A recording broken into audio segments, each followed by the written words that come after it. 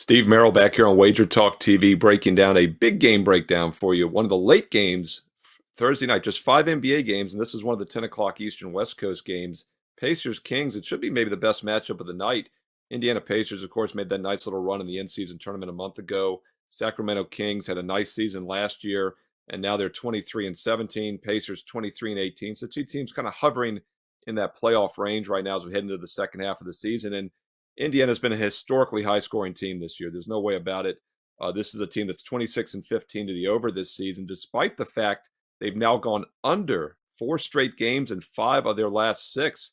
Keep in mind, this is a team that was on a 25-10 over start, now 26-15. And Teddy Covers pointed this out on Wager Talk today with me earlier this week, that the Pacers have slowed things down a bit. And if you look at their recent results, they gave up only 117 points at Denver, despite allowing 65% shooting a couple games ago, and then came right back and gave up 56% shooting, and that game stayed under still. But they did give up 132 to Utah, so I'm not sold that this defense has fixed their problems. And after back-to-back losses at Denver and Utah, I think the Pacers are going to get back to their fast up-tempo ways, and the betting market seems to agree with that. This total opened as low as 243.5 overnight. And now by mid-Thursday afternoon, it's up to 248. Some straggling 247.5 still out there. So I do think the over is the sharp money play in this game, and we've definitely seen the early sharp money coming in the over, and it makes sense. After back-to-back losses, I look for Indiana to pick their tempo back up. And I think you can make a case that they're a live dog in this game as Sacramento returns home off a 5-game road trip in which they lost the last 3 games outright as a road dog. Tough opponents, though, at Philly, Milwaukee, and Phoenix. But still, as Ralph Michaels and Jeff Michaels and I have pointed out all season long, starting the baseball season this summer, Ralph talked about it in hockey even on Thursday night, a free play on Wager Talk today. Check out that episode here on the channel. That teams coming back off extended road trips in the daily sports, which of course is hockey, NBA, and MLB, normally don't perform well. And I think there could be a little bit of a lag here for Sacramento coming back home for the first time since January 7th. Something else I'll point out too, if this game is tight down the stretch, which I think it will be, free throw shooting might come into play. Indiana Pacers, an excellent shooting team, 80% from the free throw line this year, including 50.5% from the field. Meanwhile, the Sacramento Kings just 73% from the free throw line. And that might sound decent in college basketball where, college teams shoot about 72%. But in the NBA, teams are averaging about 78.5% on the season. So the Kings are actually not a good shooting team, and the free throw numbers show that. In a tight game, we'll take the live dog here with the Indiana Pacers. And this line, by the way, opened as high as 8.5.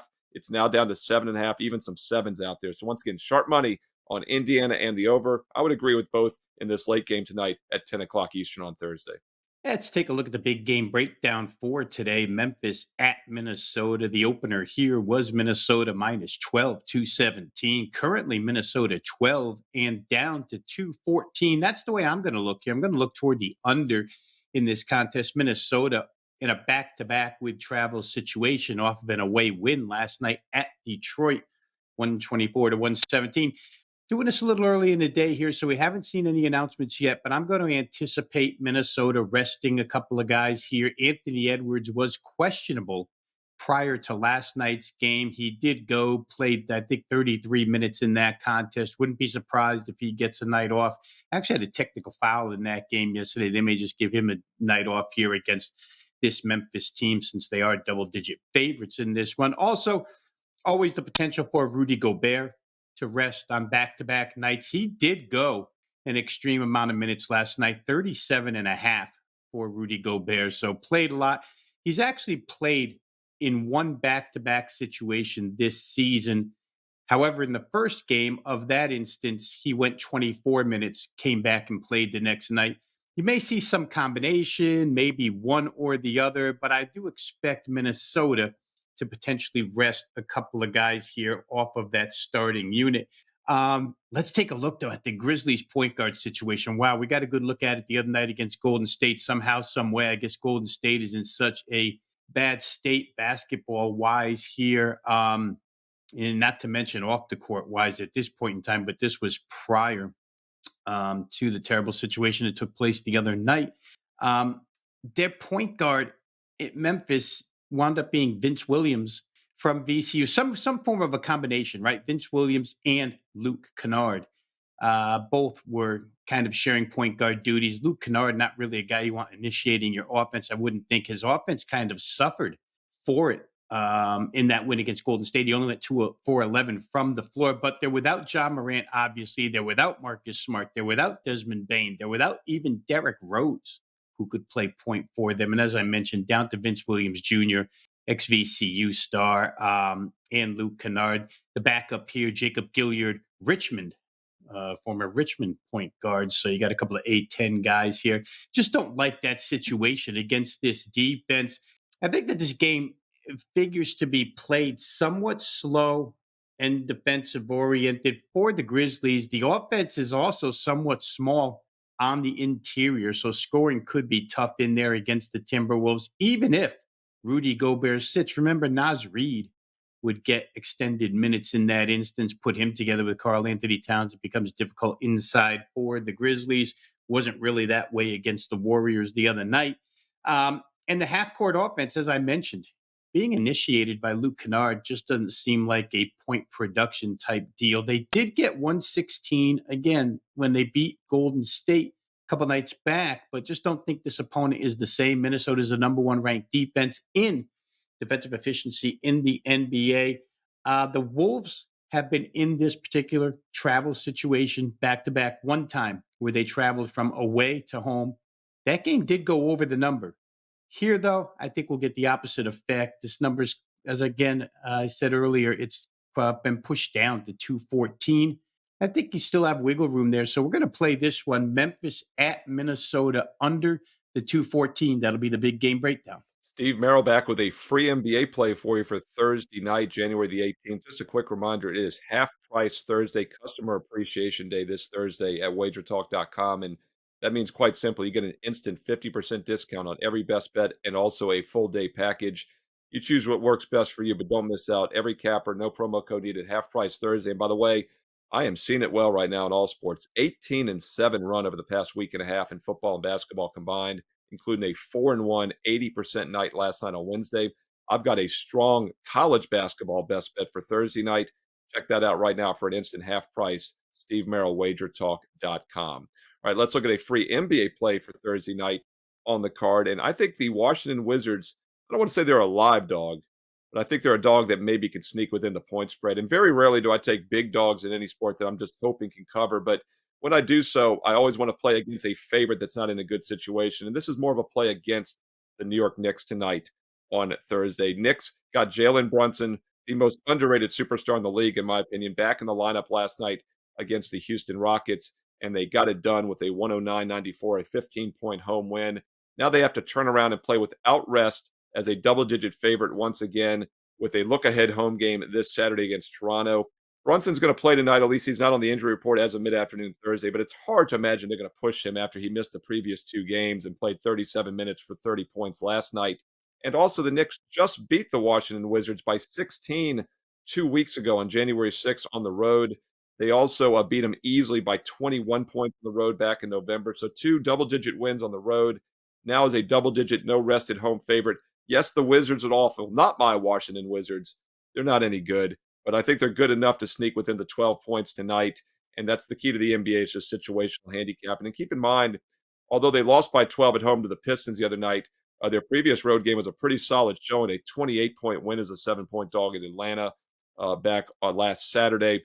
And also they lost by only 8 at Indiana right before that.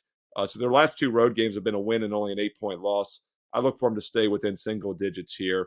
Play against the Knicks and hold your nose and play the ugly dog tonight. Washington Wizards plus 12, a free play for you at 7:40 Eastern Thursday in the NBA. Now, that's a free opinion only. No official best bets in the NBA tonight because there's just 5 games on the board, but it's a huge college basketball card, and I've isolated a strong college basketball best bet tonight for Thursday. 4-1 last night. We cashed college hoops on Tuesday, so 5-1 the last 2 nights, 18-7 all sports the last week and a half. Why not get my college basketball best bet tonight for an instant 50% discount because it's half price Thursday. It's available right now. Steve Merrill, WagerTalk.com. Get there quicker with shortcut WT.buzz/SM. All right, let's get to today's best bet in the NBA. It's going to be Chicago at Toronto. opener here, the Bulls -2 and 223.5. The current number, Chicago -2 and 228. Obviously, a big climb in the total, right? And that's due to the fact that Toronto has established for us how they want to play style wise the remainder of the year.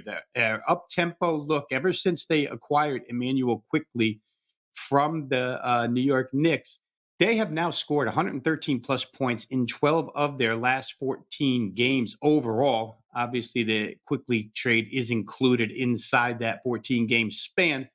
Those 12 games where they scored 113 points or more, they all, final game score wise, exceeded tonight's total of 228.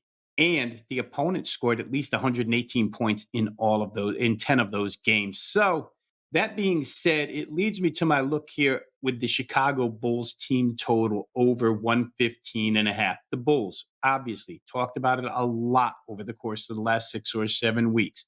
Their move to gain more possessions over the course of 48 minutes, it got somewhat derailed when Nikola Vucevic and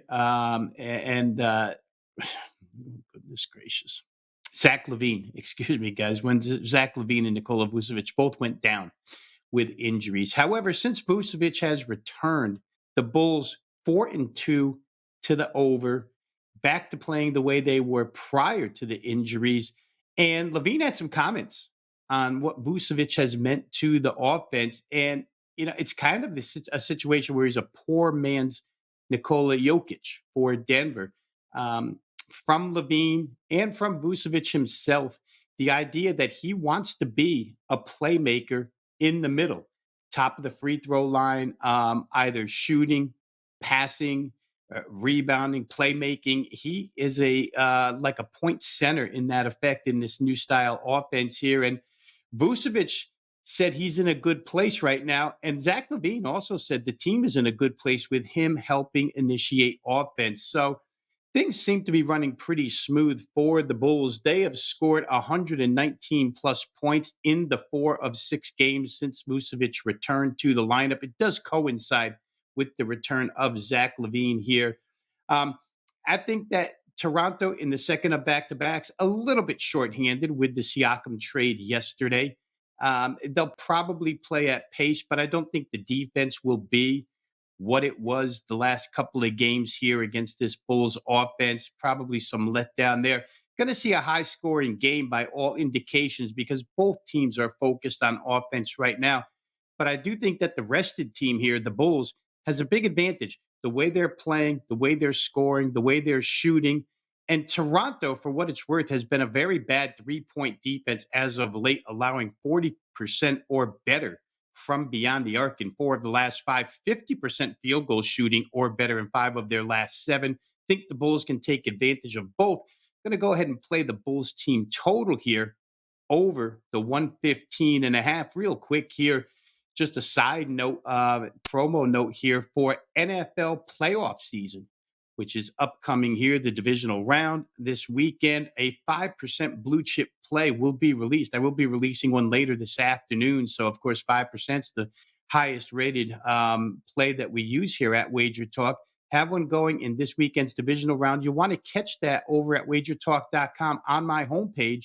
Go ahead and visit. You'll find the 5% play up and available here this afternoon. So once again, 5% NFL divisional round blue chip release. For the best bet for today, we're going to use the Bulls team total over 115.5.